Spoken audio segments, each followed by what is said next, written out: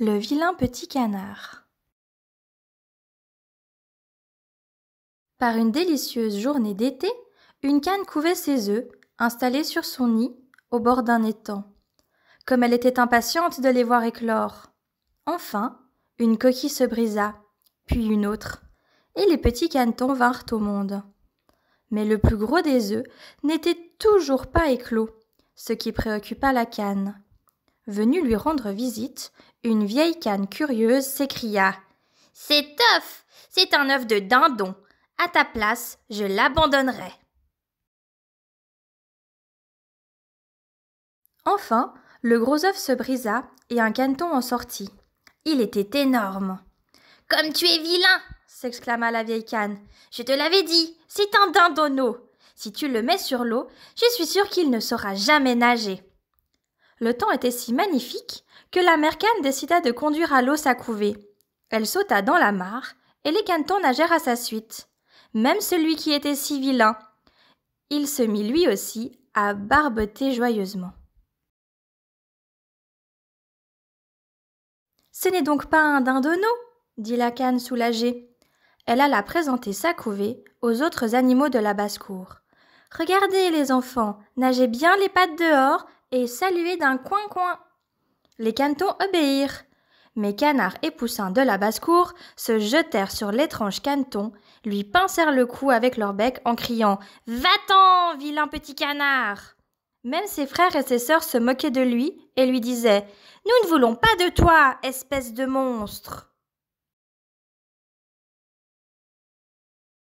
Voyant son malheureux canard bousculé, maltraité et ridiculisé par tous, la canne était triste. « Elle préférerait sans doute que je m'en aille, » se dit le malheureux petit canard, remarquant son air affligé. Et il partit à la recherche d'un endroit où personne ne se moquerait de lui. Le petit canard marcha longtemps. Il rencontra enfin une grenouille dans un marais. « Quack ! Je ne veux pas être mangée par une créature aussi vilaine !»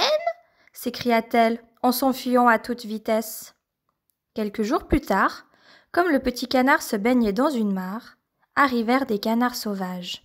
« Que tu es laid ! Tu n'as pas le droit de vivre dans cette mare. Va-t'en !»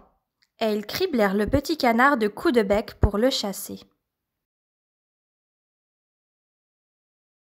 Le petit canard parvint à échapper aux canards sauvages. Bientôt résonnèrent des bruits étranges qui faisaient écho. Pan! Pan! Des coups de feu, et les canards sauvages retombèrent morts. Un énorme chien de chasse se rua sur le malheureux petit canard. Il le flaira. Essayant de lui échapper, il se cacha la tête sous une aile, mais le chien s'en alla sans lui faire le moindre mal. « J'ai été épargné parce que je suis très vilain, » se dit le petit canard, et il se remit à marcher. Il ignorait que les chiens de chasse ne sont dressés que pour rapporter du gibier mort. Lorsque vint l'automne et ses orages, la nourriture se fit rare.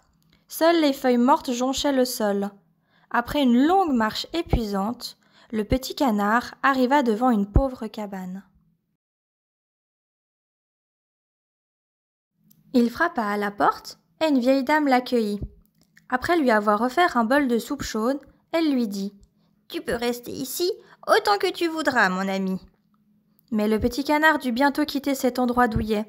En effet, le chat cruel et la poule qui y vivait lui demandèrent « Tu sais pondre des œufs ou attraper des souris ?» Le petit canard réalisa qu'il n'était bon à rien et il préféra s'en aller. Le petit canard s'éloigna de la cabane. Maintenant, l'hiver était là, et de blancs flocons tombèrent du ciel. Le soir, il aperçut un troupeau d'oiseaux majestueux qui nageaient sur un lac. « Je n'ai jamais rien vu d'aussi beau. J'aurais tant aimé leur ressembler, » soupira-t-il avant de plonger dans le lac.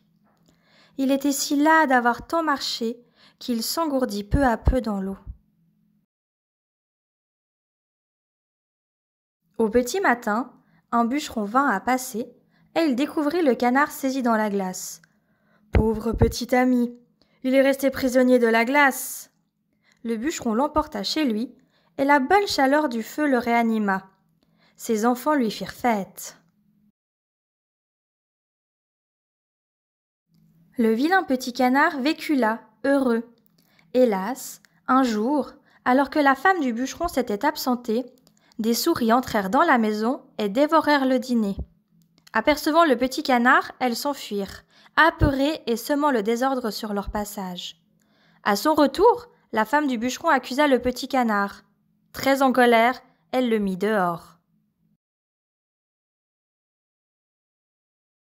Comme c'était dur pour le pauvre petit canard de survivre dans le froid de l'hiver. « Viens ici, petit canard, viens te réchauffer !» l'invita un rat des champs. « Quelle bonne chaleur dans ce trou! Quel confort! Et que de nourriture !» Le petit canard accepta et remercia son hôte. Il passerait l'hiver ici. « Le printemps me sera plus favorable, se dit-il. Au bout de longues semaines, le printemps arriva enfin. Les tièdes rayons du soleil étincelaient sur l'eau. « Comme il doit faire bon !» s'exclama le petit canard en sortant. Il était si heureux qu'il se mit à battre des ailes. Il lui arriva alors quelque chose de tout à fait inattendu. Son reflet dans l'eau. « Je ressemble à l'oiseau royal, au cygne majestueux !» En effet, le vilain petit canard était devenu un cygne magnifique. Tu as bien écouté l'histoire ? Je vais maintenant te proposer un exercice. Prends une feuille et un crayon. Je vais te lire 10 phrases et tu devras me dire si elles sont vraies ou si elles sont fausses. Tu es prêt ? Phrase numéro 1. Le vilain petit canard est le plus gros des canetons. 2. Le vilain petit canard ne sait pas nager. 3. Le vilain petit canard quitte sa famille. 4. Le vilain petit canard mange la grenouille. 5. La vieille femme vit avec 3 chats. 6. En hiver, le vilain petit canard voit des cygnes sur le lac. 7. Le vilain petit canard est sauvé par un bûcheron. 8. Le vilain petit canard est chassé par les enfants du bûcheron. 9. Le vilain petit canard passe la fin de l'hiver chez un rat des champs. 10. Le vilain petit canard est devenu un cygne majestueux.